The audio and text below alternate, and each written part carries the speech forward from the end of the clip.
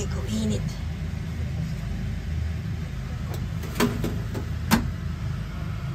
So, ayan.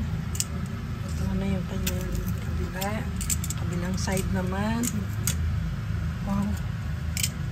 Mahihirapan ako dito. Wow.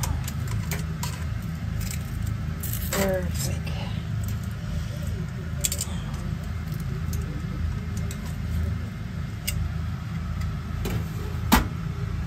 Wait ulit.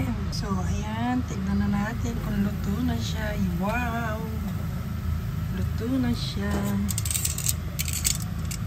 Tignan natin kung makukuha ko siya ng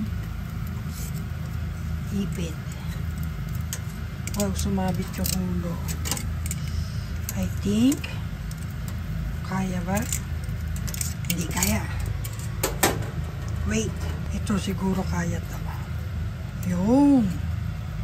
Perfect. Ayan. Ay, baliktad.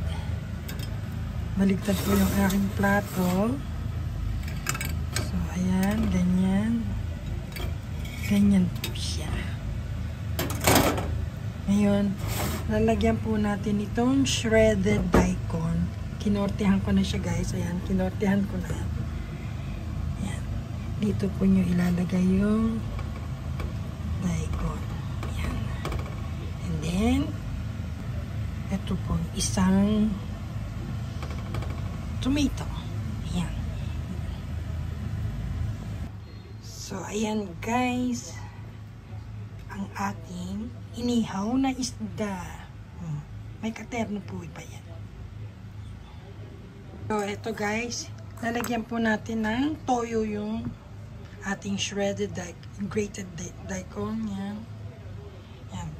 Konti lang.